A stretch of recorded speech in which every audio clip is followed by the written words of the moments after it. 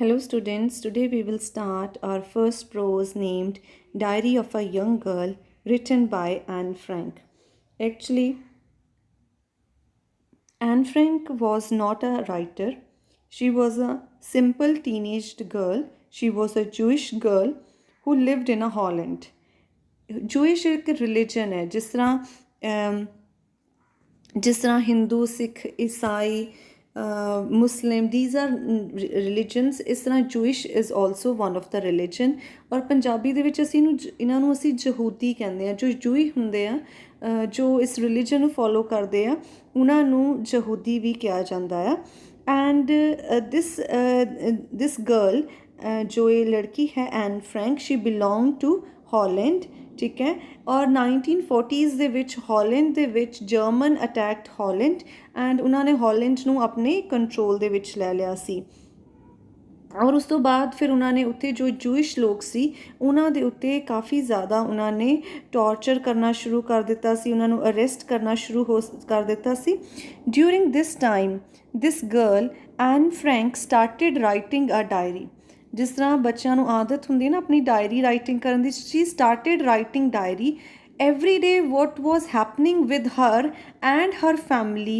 and other Jews she used to write in a diary ਉਹ ਆਪਣੀ diary ਦੇ ਵਿੱਚ ਲਿਖਦੇ ਹੁੰਦੇ ਸੀ ਔਰ ਉਹ ਆਪਣੀ ਲੈਂਗੁਏਜ ਜੋ ਉਹਨਾਂ ਦੀ ਹੌਲੈਂਡ ਦੀ ਲੈਂਗੁਏਜ ਸੀ ਡੱਚ ਲੈਂਗੁਏਜ ਉਹਦੇ ਵਿੱਚ ਉਹਨਾਂ ਨੇ ਆਪਣੀ ਡਾਇਰੀ ਲਿਖੀ ਸੀ ਇਹ ਡਾਇਰੀ ਆਫਟਰ ਸਮ ਟਾਈਮ ਜਦੋਂ ਇਹ ਮਿਲੀ ਡਾਇਰੀ ਤਾਂ ਇਹਦੇ ਵਿੱਚ ਇਸ ਡਾਇਰੀ ਤੋਂ ਪਤਾ ਚੱਲਿਆ ਕਿ ਐਕਚੁਅਲੀ ਜੂਇਸ਼ ਦੇ ਨਾਲ ਕਿੰਨਾ ਜ਼ਿਆਦਾ ਟੌਰਚਰ ਕੀਤਾ ਗਿਆ ਸੀ and this diary was later translated into English. So this was not the diary written in English by Anne Frank. Actually, this was written by Anne Frank in her own language, which was Dutch, and then it was translated into English by there was a translator named Suzanne Massotti who translated it into English from Dutch. So let's read what is given in your syllabus. Wednesday, 8 July 1942. So Wednesday, 8 July 1942. Dearest Kitty. Kitty is the name used by Anne Frank for her diary. ਉਹਨੇ ਆਪਣੀ diary ਨੂੰ ਇੱਕ ਨਾਮ ਦਿੱਤਾ ਹੋਇਆ ਸੀ Kitty. It seems like years since Sunday morning. So much has happened. It is as if the whole world had suddenly turned upside down. ਤੇ ਉਹ ਕਹਿੰਦੇ Sunday morning ਤੋਂ ਲੈ ਕੇ ਹੁਣ ਤੱਕ it's a Wednesday now. Wednesday ਨੂੰ ਲਿਖ ਰਹੇ ਆ ਕਿ Sunday morning seems like years since Sunday morning. Sunday morning ਤੋਂ ਵੈਨਸਡੇ ਤੱਕ ਆਉਂਦੇ ਆਉਂਦੇ ਇਸ ਤਰ੍ਹਾਂ ਲੱਗ ਰਿਹਾ ਹੈ ਕਿ ਪਤਾ ਨਹੀਂ ਕਿੰਨੇ ਸਾਲ ਬੀਤ ਗਏ ਆ Sunday to Wednesday so much has happened ਔਰ ਇਸ ਤਰ੍ਹਾਂ ਲੱਗ ਰਿਹਾ ਆ ਕਿ ਪੂਰੀ ਦੁਨੀਆ ਅਪਸਾਈਡ ਡਾਊਨ ਹੋ ਗਈ ਹੈ ਕਿ ਜੋ ਉੱਪਰ ਸੀ ਉਹ ਨੀਚੇ ਆ ਗਿਆ ਜੋ ਨੀਚੇ ਸੀ ਉਹ ਉੱਪਰ ਚਲਾ ਗਿਆ ਹੈ so it has so much has happen but as you can see kitty I am still alive and that's the main thing Father says, but ਕਹਿੰਦੇ ਕਿ you can see it Kitty, I am still alive. That's the main thing. ਕਿ main thing ਕੀ ਹੈ ਕਿ I am still ਮੈਂ ਹਜੇ ਵੀ ਅਸੀਂ ਜ਼ਿੰਦਾ ਆ ਮੈਂ ਜ਼ਿੰਦਾ ਆ ਮੇਰੀ ਫੈਮਿਲੀ ਜ਼ਿੰਦਾ ਆ ਅਤੇ ਫਾਦਰ ਕਹਿੰਦੇ ਆ ਇਹੀ ਗੱਲ ਇੰਪੋਰਟੈਂਟ ਹੈ ਜਦੋਂ ਤੱਕ ਸਾਡੇ ਕੋਲ ਲਾਈਫ ਹੈ ਤਾਂ ਅਸੀਂ ਉਹਦੇ ਵਿੱਚ ਕੁਛ ਵੀ ਕਰ ਸਕਦੇ ਹਾਂ and that's the important thing I am alive, all right, but don't ask I'm all right, I'm alive, all right, but don't ask where and how. ਕਹਿੰਦੇ ਕਿ ਮੈਂ ਜ਼ਿੰਦਾ ਜ਼ਰੂਰ ਹਾਂ ਬਟ ਡੋਂਟ ਆਸਕ ਮੀ ਕਿ ਮੈਂ ਕਿਸ ਤਰ੍ਹਾਂ ਜ਼ਿੰਦਾ ਹਾਂ ਔਰ ਕਿੱਥੇ ਜ਼ਿੰਦਾ ਹਾਂ You probably don't understand a word I'm saying today, so I will begin by telling you what happened Sunday afternoon. ਕਹਿੰਦੇ ਕਿ ਤੂੰ ਵੀ ਸੋਚ ਰਹੀ ਹੋਣੀ ਆ ਕਿ ਮੈਂ ਕੀ ਬੋਲ ਰਹੀ ਹਾਂ ਕੀ ਲਿਖ ਰਹੀ ਹਾਂ You won't be understanding anything I am telling you. ਸੋ ਮੈਂ ਤੈਨੂੰ ਸਾਰਾ ਸ਼ੁਰੂ ਤੋਂ ਦੱਸਦੀ ਹਾਂ ਕਿ ਸੰਡੇ ਆਫਟਰਨੂਨ ਤੋਂ ਬਾਅਦ ਐਕਚੁਅਲੀ ਕੀ ਹੋਇਆ ਸਾਡੇ ਨਾਲ At 3 o'clock the doorbell rang. I didn't hear since I was out in the balcony lazily reading in the sun. Actually ਕੀ ਹੋਇਆ ਸੀ ਕਹਿੰਦੇ Sunday afternoon 3 ਵਜੇ there was a doorbell and but I didn't hear, क्योंकि I was in the balcony और मैं lazily अपनी reading कर रही सी सन दे विच बैठ के, धुप दे विच बैठ के। I was reading some book. A little while later, Margaret appeared in the kitchen doorway looking very agitated. Agitated means very disturbed, very upset. Who is Margaret? Margaret is Anne's elder sister. जो ये लड़की है ना Anne Frank जिहदी आपां diary पढ़ रहे हैं, ਉਹਦੀ सिस्टर है elder sister, ਉਹਦਾ नाम की है Margaret. So a little while later ਕਹਿੰਦੇ ਥੋੜ੍ਹੇ ਟਾਈਮ ਬਾਅਦ ਉਸ ਤੋਂ ਕੀ ਹੋਇਆ ਕਿ ਜਦੋਂ ਡੋਰਬੈਲ ਹੋਈ ਸੀ, ਮੈਂ ਤਾਂ ਸੁਣੀ ਨਹੀਂ, ਬਟ ਮੇਰੀ ਸਿਸਟਰ ਥੋੜ੍ਹੇ ਟਾਈਮ ਬਾਅਦ ਕਿਚਨ ਅਪੀਅਰਡ ਇਨ ਦ ਕਿਚਨ ਡੋਰਵੇ, ਜੋ ਕਿਚਨ ਦਾ ਦਰਵਾਜ਼ਾ ਹੈ ਉਹਦੇ ਵਿੱਚੋਂ ਮੈਨੂੰ ਦਿਖਾਈ ਦਿੱਤੀ ਕਿ ਮੇਰੀ ਸਿਸਟਰ ਉੱਥੇ ਆਈ ਹੈ, Margaret. She was looking very agitated. Looking very agitated means very disturbed and upset ਲੱਗ ਰਹੀ ਸੀ ਮੇਰੀ sister. Father has received a call-up notice from the SS, she whispered. Mother has gone to see Mr. Van Dan. Who was Mr. Van Dan? Mr. Van Dan is father's business partner and a good friend. ਤੇ ਕਹਿੰਦੇ ਕਿ actually ਫਿਰ ਉਹਦੀ sister ਨੇ ਉਹਨੂੰ inform ਕੀਤਾ ਕਿ ਉਹਦੇ ਫਾਦਰ ਨੂੰ ਕਾਲ ਅਪ ਨੋਟਿਸ ਆਇਆ ਹੈ। What is a call up notice? It is a kind of summon ਅਸੀਂ ਕਹਿ ਸਕਦੇ ਹਾਂ, ਜੋ ਪੁਲਿਸ ਤੋਂ ਕੋਈ ਨੋਟਿਸ ਆਉਣਾ ਕਿ ਤੁਹਾਨੂੰ ਇੱਥੇ ਆਉਣਾ ਪਏਗਾ ਐਂਡ ਯੂ, ਮਤਲਬ ਕੁਛ ਇਸ ਤਰ੍ਹਾਂ ਦਾ ਚੀਜ਼ ਹੋਏਗੀ। ਕਾਲ ਅਪ ਨੋਟਿਸ ਫਾਦਰ ਨੂੰ ਆਇਆ ਹੈ ਔਰ ਮਦਰ ਜੋ ਹੈ SS is the police, SS is the police station ਲਈ ਉੱਥੇ ਕੁਛ word use ਕਰਦੇ ਹੋਣਗੇ from the police we can say, and she whispered ਕਿ mother ਜੋ ਹੈ ਹੁਣ ਮਿਸਟਰ ਵੈਨ ਡੈਨ ਨੂੰ ਮਿਲਣ ਗਏ ਆ, ਉਹਨਾਂ ਨਾਲ ਸਲਾਹ ਕਰਨ ਗਏ ਆ। ਤੇ ਮਿਸਟਰ ਵੈਨ ਡੈਨ ਕੌਣ ਸੀ? Mister Van Daan was father's business partner and their very good family friend. I was stunned. A call-up? Everyone knows what that means. ਕਹਿੰਦੇ but I was stunned, I was shocked, I was surprise. A call up? Everyone knows what that means. ਕਹਿੰਦੇ ਸਾਰਿਆਂ ਨੂੰ ਪਤਾ ਹੈ ਕਿ call up ਦਾ ਕੀ meaning ਆ। Visions of concentration camps and lonely cells raced through my head. ਜਿੱਦੇ ਕਹਿੰਦੇ ਕਾਲ-ਅਪ ਦਾ ਮੈਂ ਨਾਮ ਸੁਣਿਆ, ਉਸ ਤੋਂ ਬਾਅਦ ਵਿਜ਼ਨ ਆਫ ਕੌਨਸਨਟ੍ਰੇਸ਼ਨ ਕੈਂਪ, ਕੌਨਸਨਟ੍ਰੇਸ਼ਨ ਕੈਂਪ ਜਿੱਥੇ ਮਤਲਬ ਜੂਇਸ਼ ਨੂੰ ਕੈਂਪਸ ਦੇ ਵਿੱਚ ਇਕੱਠਾ ਕੀਤਾ ਜਾਂਦਾ ਸੀ ਇੱਕ ਜਗ੍ਹਾ 'ਤੇ। And lonely cells, lonely cells ਮਤਲਬ ਜਿੱਦਾਂ ਜੇਲ੍ਹ ਦੇ ਸੈੱਲ ਬਣੇ ਹੁੰਦੇ ਆ ਨਾ, ਇਸ ਤਰ੍ਹਾਂ ਸੈਲਸ ਉਹਨੂੰ that raised through my head. Raised ਮਤਲਬ ਇੱਕਦਮ ਉਹਦੀ ਜਿਹੜੀ ਵਿਜ਼ਨ ਹੈ ਉਹਦੇ ਸਿਰ ਦੇ ਵਿੱਚ ਘੁੰਮਣੀ ਸ਼ੁਰੂ ਹੋ ਗਈ। how could we let father go to such a fate? And she was thinking ਕਿ ਅਸੀਂ ਆਪਣੇ ਫਾਦਰ ਨੂੰ ਕੈਂਪ ਦੇ ਵਿੱਚ ਜਾਂ ਇਸ ਤਰ੍ਹਾਂ ਦੀ ਸਿਚੁਏਸ਼ਨ ਦੇ ਵਿੱਚ ਆਪਾਂ ਆਪਣੇ ਫਾਦਰ ਨੂੰ ਉਹਨੂੰ ਇੱਦਾਂ ਕਿਸਮਤ ਦੇ ਉੱਤੇ ਕਿੱਦਾਂ ਛੱਡ ਕੇ ਜਾਣ ਦੇ ਸਕਦੇ ਹਾਂ। of course is not going, declared Margaret as we waited for mother in the living room.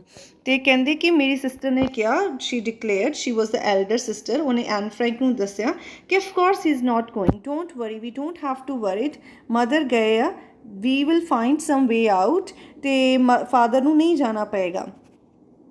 And they were now waiting for their mother in the living room. Mother is gone to Mr. Van Dan to ask whether we can move to our hiding place tomorrow.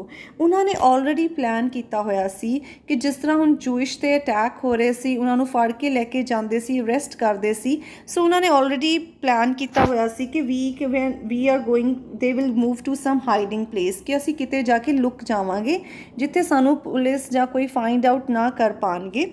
ਸੋ ਇਸ ਲਈ ਉਹਨੇ ਦੱਸਿਆ, ਉਹਦੀ sister Margaret ਨੇ ਦੱਸਿਆ ਕਿ mother is gone to Mr Van Daan to ask whether we can move to our hiding place tomorrow. ਕਹਿੰਦੇ mother Mr Van Daan ਨਾਲ ਇਹੀ ਸਲਾਹ ਕਰਨ ਗਏ ਆ ਕਿ ਕਿਉਂ ਨਾ ਅਸੀਂ ਜੋ ਹਾਈਡਿੰਗ ਪਲੇਸ ਡਿਸਾਈਡ ਕੀਤੀ ਹੈ ਅਸੀਂ ਉੱਥੇ ਕੱਲ੍ਹ ਹੀ ਚਲੇ ਜਾਈਏ। The Van Daans are going with us. ਅਤੇ ਮਿਸਟਰ ਵੈਨ ਡੈਨ ਦੀ ਜੋ ਫੈਮਿਲੀ ਹੈ ਨਾ, ਉਹ ਵੀ ਇਸ ਫੈਮਿਲੀ ਦੇ ਨਾਲ ਹੀ, ਐਨ ਫਰੈਂਕ ਦੀ ਫੈਮਿਲੀ ਦੇ ਨਾਲ ਹੀ ਜਾ ਰਹੀ ਹੈ। There will be 7 of us all together, ਤੇ ਉਹ 7 ਜਾਣੇ ਇਕੱਠੇ ਜਾਣਗੇ। Silence. We could not speak. The thought of father visiting someone in the Jewish hospital and completely unaware of what was happening, the long wait for mother, the heat, the suspense, all this reduced us to silence. ਕਹਿੰਦੇ ਕਿ ਹੁਣ ਸਾਡੇ ਦਿਮਾਗ ਦੇ ਵਿੱਚ ਇਹ ਆਇਆ ਹੋਇਆ ਆ ਕਿ ਫਾਦਰ ਤਾਂ ਹਸਪੀਟਲ ਇੱਕ ਆਪਣੇ ਜੂਇਸ਼ ਫਰੈਂਡ ਨੂੰ ਮਿਲਣ ਗਏ ਹੋਏ ਆ, and he is completely unaware of what was happening, ਅਤੇ ਉਹਨਾਂ ਨੂੰ ਤਾਂ ਪਤਾ ਵੀ ਨਹੀਂ ਹੈ ਕਿ ਉਹਨਾਂ ਦੇ ਪਿੱਛੋਂ ਘਰ ਦੇ ਵਿੱਚ ਕੀ ਹੋਇਆ ਆ। And now we were waiting for a mother from a long time, ਅਤੇ ਉੱਥੇ ਥੋੜ੍ਹੀ ਹੀਟ ਵੀ, ਮਤਲਬ ਹੁਣ ਗਰਮੀ ਵੀ ਸ਼ੁਰੂ ਹੋ ਗਈ ਸੀ। ਸਸਪੈਂਸ, ਉਹਨਾਂ ਨੂੰ ਹਜੇ ਤੱਕ ਵੀ ਉਸ ਸਸਪੈਂਸ ਦੇ ਵਿੱਚ ਹੀ ਸੀ, ਉਹ ਡਾਊਟ ਦੇ ਵਿੱਚ ਹੀ ਸੀ ਕਿ ਐਕਚੁਅਲੀ ਹੋਣਾ ਕੀ ਹੈ। All this reduce us to a silence, ਅਤੇ ਇਹਦੇ ਨਾਲ ਕਹਿੰਦੇ ਕਿ ਅਸੀਂ ਬਸ ਦੋਨੋਂ ਸਿਸਟਰਸ ਸ਼ਾਂਤ ਬੈਠੇ ਹੋਏ ਸੀ। Suddenly the door bell rang again. Don't open the door, exclaimed Margaret to stop me. But it wasn't necessary, since we heard Mother and Mr. Vanden downstairs, and then the two of them came inside, shut the door behind them. ਕਹਿੰਦੇ ਫਿਰ doorbell ring ਕਰਦੀ ਹੈ। Do not open the door, exclaimed Margaret to stop me. ਉਹ Anne Frank ਸ਼ਾਇਦ ਡੋਰ ਖੋਲ੍ਹਣ ਲਈ ਅੱਗੇ ਜਾ ਰਹੀ ਹੋਣੀ ਹੈ, ਲੇਕਿਨ ਮਾਰਗਰੇਟ ਨੇ ਉਹਨੂੰ ਰੋਕਿਆ ਕਿ ਸਾਨੂੰ ਨਹੀਂ ਪਤਾ ਡੋਰ 'ਤੇ ਕੌਣ ਹੈ, it could B police also, ਕੋਈ ਸਾਨੂੰ ਫੜ ਕੇ ਨਾ ਲੈ ਜਾਵੇ, ਸੋ ਡੋਂਟ ਓਪਨ ਦ ਡੋਰ। ਅਤੇ ਬਟ ਉਹ ਕਹਿੰਦੇ ਇਟ ਵਾਜ਼ਨਟ ਨੈਸੈਸਰੀ। ਸਮਹਾਓ ਮਦਰ ਨੂੰ ਅਤੇ ਅਸੀਂ ਮਿਸਟਰ ਵੈਨਡੇ ਨੂੰ ਗੱਲ ਕਰਦੇ ਸੁਣਿਆ ਡਾਊਨਸਟੇਅਰਸ, ਅਤੇ ਉਸ ਤੋਂ ਬਾਅਦ ਦੋਨੋਂ ਅੰਦਰ ਆ ਗਏ and shut the door behind them, ਔਰ ਉਹਨਾਂ ਨੇ ਆ ਕੇ ਦਰਵਾਜ਼ਾ ਚੰਗੀ ਤਰ੍ਹਾਂ ਲਗਾ ਦਿੱਤਾ। Every time the door bell rang either Margaret and I had to tiptoe downstairs to see if it was father, and we didn't let anyone else in. Margaret and I were sent from the room as Mr. Vanden wanted to talk to mother alone. ਔਰ ਕਹਿੰਦੇ ਜਦੋਂ ਵੀ ਹੁਣ doorbell ਹੁੰਦੀ ਸੀ ਉਸ ਤੋਂ ਬਾਅਦ either Margaret means my sister, my elder sister, ਜਾਂ ਆਏ, ਅਸੀਂ ਟਿਪਟੋ ਮਤਲਬ ਬਿਨਾਂ ਪੈਰਾਂ ਦੀ ਆਵਾਜ਼ ਕੀਤੇ, ਸਿਰਫ ਜਿਹੜੀਆਂ ਪੈਰਾਂ ਦੀਆਂ ਟਿਪਸ ਹੈ, ਪੈਰਾਂ ਦੀਆਂ ਉਂਗਲੀਆਂ, ਉਹਦੇ 'ਤੇ ਚੱਲ ਕੇ ਅਸੀਂ ਡਾਊਨਸਟੇਅਰਸ ਜਾਂਦੇ ਸੀ ਬਿਨਾਂ ਆਵਾਜ਼ ਕੀਤੇ, ਤਾਂ ਕਿ ਅਸੀਂ ਫਾਦਰ ਆ ਜਾਣ, ਉਹਨਾਂ ਨੂੰ ਅਸੀਂ ਅੰਦਰ ਲੈ ਆਈਏ। We didn't allow anyone else in, ਅਸੀਂ ਕਹਿੰਦੇ ਕਿਸੇ ਹੋਰ ਨੂੰ ਘਰ ਦੇ ਅੰਦਰ ਹੁਣ ਦਾਖਲ ਹੋਣ ਦੀ ਪਰਮਿਸ਼ਨ ਨਹੀਂ ਸੀ ਦੇ ਸਕਦੇ। ਮਾਰਗਰੇਟ ਐਂਡ ਆਈ ਵਰ ਸੈਂਟ ਫਰੋਮ ਦ ਰੂਮ, ਅਤੇ ਉਸ ਤੋਂ ਬਾਅਦ ਸਾਨੂੰ ਉਸ ਰੂਮ ਤੋਂ ਬਾਹਰ ਭੇਜ ਦਿੱਤਾ ਗਿਆ, ਕਿਉਂਕਿ ਮਦਰ ਐਂਡ ਮਿਸਟਰ ਵੈਨਡਨ ਨੇ ਕੁਝ ਸੀਰੀਅਸ ਡਿਸਕਸ਼ਨ ਕਰਨਾ ਸੀ about going to some place. When she and I were sitting in our bedroom, Margaret told me that the call-up was not for father but for her. At this second shock, I began to cry. ਅਤੇ ਕਹਿੰਦੇ ਕਿ van Shri and I were sitting in my bedroom, ਜਦੋਂ mother ਨੇ ਸਾਨੂੰ ਉੱਥੋਂ room ਤੋਂ ਭੇਜ ਦਿੱਤਾ to discuss some important thing with mister Van Daan, ਤਾਂ ਕਹਿੰਦੇ ਬੈਡਰੂਮ ਦੇ ਵਿੱਚ ਬੈਠਿਆਂ ਮਾਰਗਰੇਟ ਟੋਲਡ ਮੀ ਕਿ ਐਕਚੁਅਲੀ ਜੋ ਕਾਲ ਅਪ ਨੋਟਿਸ ਸੀ ਨਾ, that was not for the father, it was for her, ਕਿ ਉਹ ਉਹਦੇ ਲਈ ਸੀ, it was for the Margaret. It was a second shock and I began to cry, ਕਿ ਇਹ ਮੇਰੇ ਲਈ ਸਭ ਤੋਂ ਵੱਡਾ ਸ਼ੌਕ ਸੀ। It was a second big shock for me ਕਿ ਮੇਰੀ ਸਿਸਟਰ ਨੂੰ ਪੁਲਿਸ ਵਾਲੇ ਪਕੜ ਕੇ ਕੁਝ ਕੈਂਪਸ ਦੇ ਵਿੱਚ ਲੈ ਕੇ ਜਾਣਗੇ, and what will be going to happen with her, ਔਰ ਇਹ ਸੋਚ ਕੇ ਮੈਂ ਰੋਣਾ ਸ਼ੁਰੂ ਕਰ ਦਿੱਤਾ। Margaret was apparently 16 apparently. They want to send girls of her age away on their own, but thank goodness she won't be going. Mother had said so herself, which must be what father had meant when he talked to me about our going into hiding.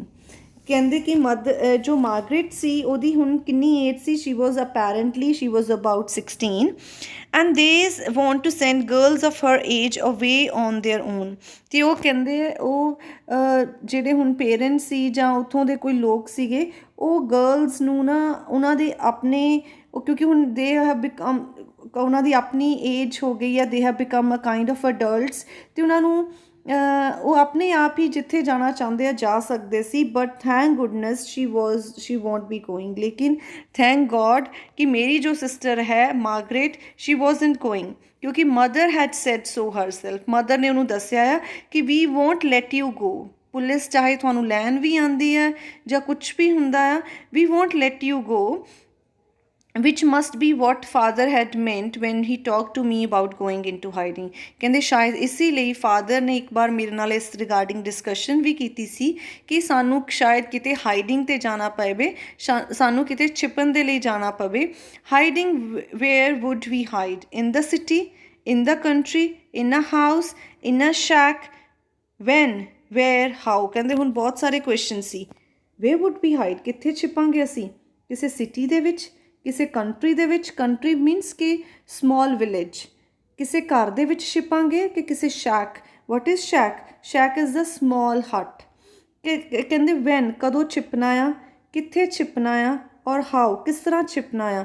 ਇਹ ਸਾਰੇ ਜਿਹੜੇ question ਸੀਗੇ ਇਹ ਮੇਰੇ ਦਿਮਾਗ ਦੇ ਵਿੱਚ ਘੁੰਮ ਰਹੇ ਸੀ, but I wasn't allowed to ask. These were the question I wasn't allowed to ask, but they still kept running through my mind. ਕਹਿੰਦੇ these are some of the questions which I wasn't allowed to ask to my parents, but ਉਹ ਮੇਰੇ ਦਿਮਾਗ ਦੇ ਵਿੱਚ ਘੁੰਮਦੇ ਰਹਿੰਦੇ ਸੀ। Margaret and I started packing our important belongings into school bag। ਹੁਣ ਜਦੋਂ ਸਾਨੂੰ ਪਤਾ ਸੀ we have to go on hiding, ਤੇ ਅਸੀਂ ਕਹਿੰਦੇ ਆਪਣੀ ਪੈਕਿੰਗ ਸਟਾਰਟ ਕਰ ਦਿੱਤੀ ਔਰ ਅਸੀਂ ਆਪਣੀਆਂ ਜੋ ਮੋਸਟ ਇੰਪੋਰਟੈਂਟ ਚੀਜ਼ਾਂ ਸੀ ਆਪਣੇ ਸਕੂਲ ਬੈਗ ਦੇ ਵਿੱਚ ਪਾ ਲਈਆਂ।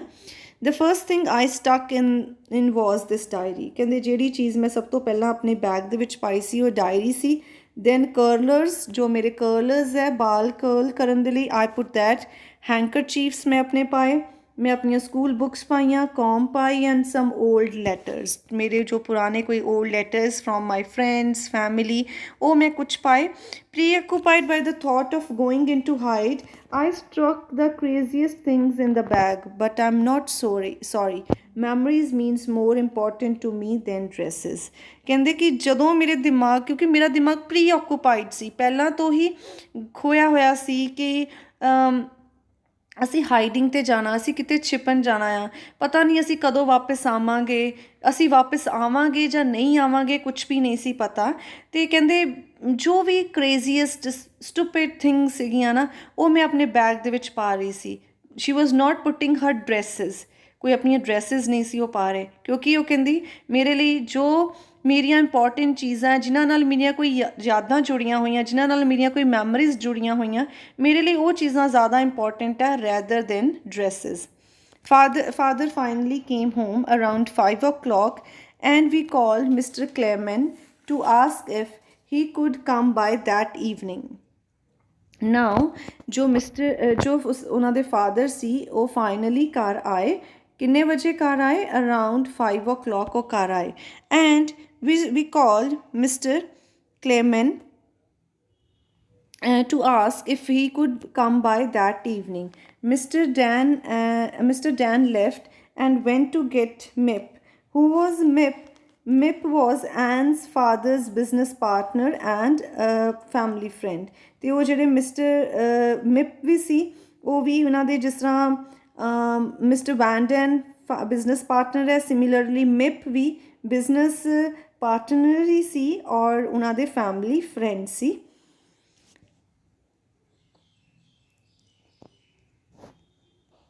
Mip arrived and promised to return later that night, taking with her a bag full of shoes, dresses, jackets, underwear and stockings।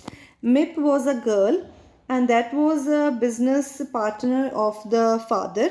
ਅਤੇ ਉਹਨਾਂ ਨੇ ਮਿਪ ਜਦੋਂ ਆਏ ਉਹਨਾਂ ਨੇ ਸਾਡੇ ਘਰ ਪ੍ਰੋਮਿਸ ਕੀਤਾ ਕਿ ਮੈਂ ਰਾਤ ਨੂੰ ਵਾਪਸ ਆਊਂਗੀ ਔਰ ਆਪਣੇ ਨਾਲ bag full of shoes, dresses, jackets, underwear, stockings, ਇਹ ਸਾਰਾ ਕੁਛ ਨਾ ਬੈਗਸ ਭਰ ਕੇ ਸਾਡੇ ਘਰ ਤੋਂ ਲੈ ਗਏ।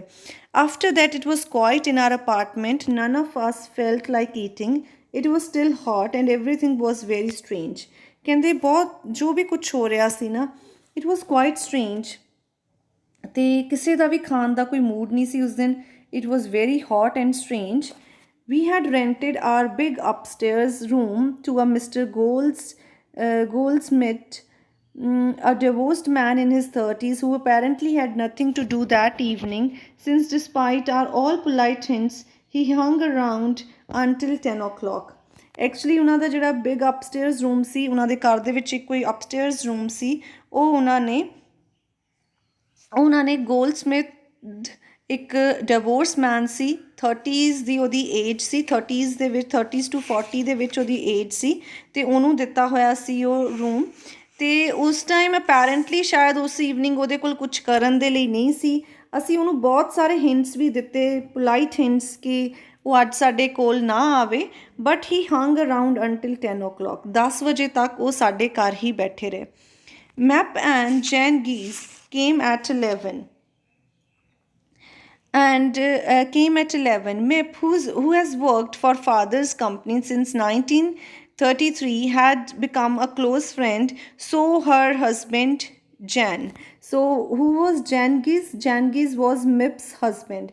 तो ਕਹਿੰਦੇ ਕਿ ਫਾਦਰ ਦੇ ਨਾਲ ਮਿਪ 1933 ਤੋਂ ਹੀ ਕੰਮ ਕਰ ਰਹੀ ਹੈ ਤੇ ਇਸ ਲਈ ਉਹ ਸਾਡੇ ਕਲੋਜ਼ ਫਰੈਂਡ ਬਣ ਚੁੱਕੇ ਆ ਤੇ ਉਹਦਾ ਹਸਬੈਂਡ ਵੀ ਜੈਨ ਕੀਜ਼ ਉਹ ਸਾਡਾ ਫਰੈਂਡ ਹੈ once again shoes stocking books and underwear disappeared into Mip's bag and Jan's deep pockets at 11:30 they too disappeared ਉਹ 11 ਵਜੇ ਫੇਰ ਆਏ ਸੀ ਮਿਪ ਐਂਡ ਜੈਨ ਤੇ ਉਹ ਜਦੋਂ ਆਏ 11:30 ਮਤਲਬ ਅੱਧੇ ਘੰਟੇ ਦੇ ਵਿੱਚ ਹੀ ਹੋਰ ਬੈਗ ਦੇ ਵਿੱਚ ਸਮਾਨ ਪਾ ਕੇ ਹੋਰ ਬੈਗ ਦੇ ਵਿੱਚ ਬੁੱਕਸ ਡਰੈਸਿਸ ਸਟੋਕਿੰਗਸ ਇਹ ਸਾਰਾ ਕੁਝ ਪਾ ਕੇ ਉਹ ਆਪਣੇ ਨਾਲ ਲੈ ਗਏ ਆਈ ਵਾਜ਼ ਐਗਜ਼ੌਸਟਡ even though I knew it would be my last night in my bed.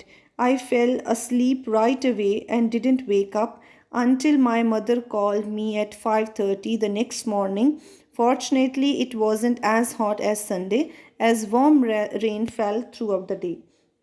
She said ਕਿ ਉਹ ਬਹੁਤ ਥੱਕ ਚੁੱਕੀ ਸੀ ਉਹ ਸਾਰਾ ਦਿਨ ਜੋ ਵੀ ਇਹ ਸਾਰਾ ਕੁਝ ਹੋਇਆ ਉਹਨੂੰ ਪਤਾ ਸੀ ਕਿ ਅੱਜ ਇਹ ਮੇਰੀ ਲਾਸਟ ਨਾਈਟ ਹੈ ਆਪਣੇ ਬੈੱਡ ਦੇ ਵਿੱਚ ਆਪਣੇ ਬੈੱਡਰੂਮ ਦੇ ਵਿੱਚ ਲੇਕਿਨ ਕਹਿੰਦੇ ਮੈਂ ਜਾਗਣਾ ਠੀਕ ਨਹੀਂ ਸਮਝਿਆ ਆਈ ਫੀਲ ਸਲੀਪ ਰਾਈਟ ਅਵੇ ਜਾਂਦਿਆਂ ਬੈੱਡ 'ਤੇ ਜਾਂਦਿਆਂ ਹੀ ਉਹਨੂੰ ਨੀਂਦ ਆ ਗਈ ਅਤੇ ਸ਼ੀ ਡਿਡਨਟ ਵੇਕ ਅਪ ਜਦੋਂ ਤੱਕ ਉਹਦੇ ਮਦਰ ਨੇ ਉਹਨੂੰ 5:30 ਆਪ ਨਹੀਂ ਉਠਾਇਆ ਅਤੇ ਜੋ Sunday now it is a Monday morning ਜੋ ਇਹ ਮੰਡੇ ਮੋਰਨਿੰਗ ਸੀ it was not as hot as Sunday a warm rain fell throughout the day ਕਿਉਂਕਿ ਉਸ ਮੰਡੇ ਮੋਰਨਿੰਗ ਪੂਰਾ ਦਿਨ ਫਿਰ ਵਾਰਮ ਜੋ ਰੇਨ ਸੀ ਉਹ ਪੈ ਰਹੀ ਸੀ the four of us were wrapped in so many layers of clothes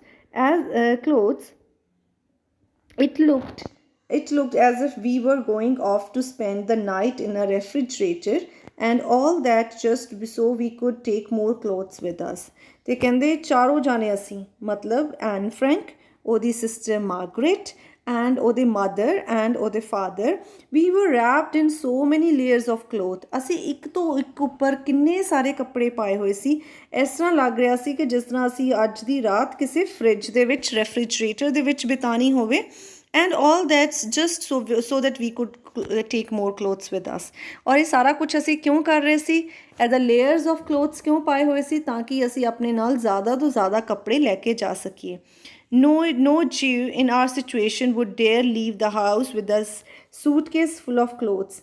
ਕਹਿੰਦੇ ਜੋ ਜੂਇਸ ਸੀ ਸਾਡੇ ਵਰਗੇ ਹੋਰ ਵੀ ਜੂਇਸ ਸੀ ਉਹਨਾਂ ਦੀ ਕਿਸੇ ਦੀ ਵੀ ਇੰਨੀ ਹਿੰਮਤ ਨਹੀਂ ਸੀ ਕਿ ਇਸ ਸਿਚੁਏਸ਼ਨ ਦੇ ਵਿੱਚ ਬੈਗ ਭਰ ਕੇ ਆਪਣੇ ਸੂਟ ਕੇਸਿਸ ਭਰ ਕੇ ਉੱਥੋਂ ਲੈ ਕੇ ਜਾਣ I was wearing 2 undershirts, 3 pairs of stocking, heavy shoes, a scarf and lots more. ਕਿਉਂਕਿ obviously ਜਦੋਂ ਉਹ bags ਭਰ ਕੇ ਲੈ ਕੇ ਜਾਣਗੇ ਉਸ ਚੀਜ਼ ਤੋਂ ਉਹਨਾਂ ਨੂੰ ਆਈਡੀਆ ਹੋ ਸਕਦਾ ਹੈ ਕਿ they are going to some hiding place ਹੈ ਨਾ ਅਤੇ ਉਹ ਪੁਲਿਸ ਉਹਨਾਂ ਦਾ ਪਿੱਛਾ ਕਰ ਸਕਦੀ ਹੈ ਅਤੇ ਕੋਈ ਲੋਕ ਉਹਨਾਂ ਦੇ ਪਿੱਛੇ ਆ ਸਕਦੇ ਆ ਅਤੇ ਉਹਨਾਂ ਦੀ ਜਿਹੜੀ ਹਾਈਡਿੰਗ ਪਲੇਸ ਉਹਨਾਂ ਨੇ ਆਪਣੀ ਡਿਸਾਈਡ ਕੀਤੀ ਹੈ ਉਹ ਉਹਨਾਂ ਦੀ ਰਿਵੀਲ ਹੋ ਸਕਦੀ ਹੈ ਅਤੇ ਇਸ ਲਈ ਉਹ ਕੁਛ ਵੀ ਆਪਣੇ ਨਾਲ ਇਸ ਤਰ੍ਹਾਂ ਬੈਗਸ ਨਹੀਂ ਸੀ ਲੈ ਕੇ ਜਾ ਰਹੇ ਉਹਨਾਂ ਨੇ ਬਹੁਤ ਸਾਰੇ ਕੱਪੜੇ ਪਾਏ ਸੀ She was wearing 2 undershirts, 3 pairs of underpants, dress, skirt, jacket, raincoat, 2 pairs of stockings, heavy shoes, cap, scarf, lots more. ਇੰਨੇ ਜ਼ਿਆਦਾ ਕੱਪੜੇ ਐਨ ਫਰੈਂਕ ਨੇ ਪਾਏ ਹੋਏ ਸੀ I was suffocating even before we left the house,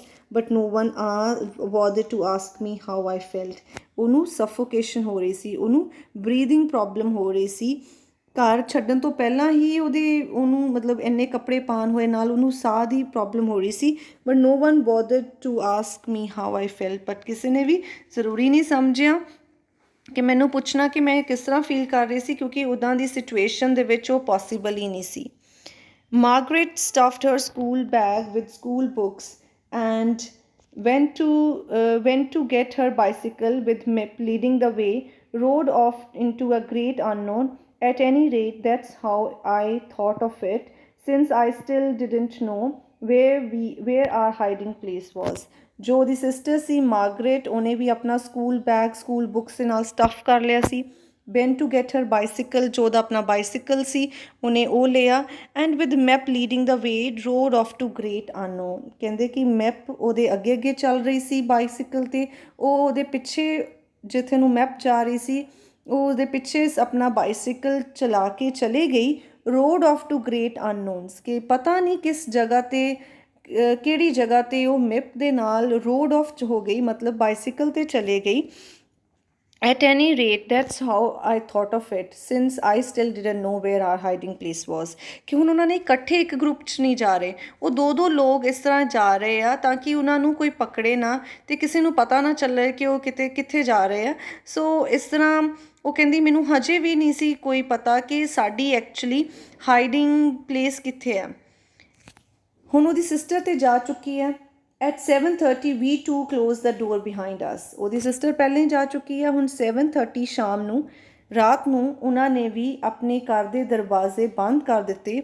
ਮੌਜ਼ੀ my cat was only living creature I said goodbye to। ਕਹਿੰਦੇ ਅਸੀਂ ਘਰ ਦੇ ਵਿੱਚ ਆਪਣੇ ਪਿੱਛੇ ਆਪਣੀ ਕੈਟ ਜਿਹਦਾ ਨਾਮ ਕੀ ਸੀ ਮੌਜੀ, ਉਹਨੂੰ ਕਹਿੰਦੇ ਉਹਨੂੰ ਉਹੀ ਇੱਕ ਲਿਵਿੰਗ ਕ੍ਰੀਏਚਰ ਸੀ ਜਿਹਨੂੰ ਮੈਂ ਗੁੱਡ ਬਾਏ ਕਹੀ ਹੋਣੀ ਹੈ।